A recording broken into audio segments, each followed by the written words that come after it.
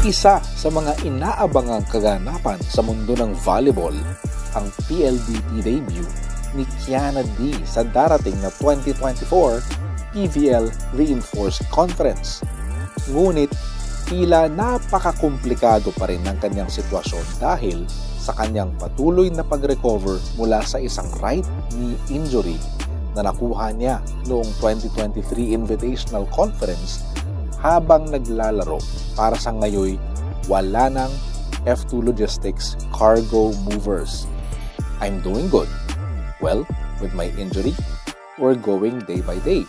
And I just don't want to give a specific date when I'm going to play because ayaw kong paasahin din yung sarili ko and also the supporters. Ani D, malinaw na ayaw ni D magbigay ng tiyak na petsa ng kanyang pagbabalik upang hindi umasa ang kanyang mga taga-suporta, gayon din ang kanyang sarili. Ang injury na ito ay nagpatabi kay D sa buong 2024 All-Filipino Conference. Marami ang nagtatanong kung magiging handa na siya para sa Reinforced Conference na magsisimula sa Hulyo. Ang bawat araw na dumadaan ay nagdadala ng bagong hamon at pag-asa sa kanyang recovery. So, we just go day by day and see what happens. Dagdag pa niya. Kahit hindi pa siya nakakapaglaro ng kahit isang laro para sa high-speed hitters, patuloy na ipinapakita ni D ang kanyang dedikasyon sa team. Naging aktibo siya sa mga team events tulad ng PLDT Home Meet and Greet na ginanap sa Mall of Asia Arena noong Day 5 ng 2024 Volleyball Nations League o VNL Manila Leg noong Hunyo 22. Bago tayo magpatuloy, gusto mo bang manood ng volleyball habang kumikita ng pera?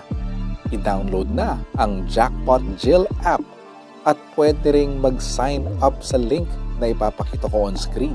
Maraming laro ang pwede mong pagkakitaan gaya ng casino, bingo at iba pa. Sa pag-download at pag-register pa lang, magkakaroon ka na agad ng 50 peso bonus. O diba? Ano pang hinihintay mo? Mag-download na at mag-enjoy habang kumikita.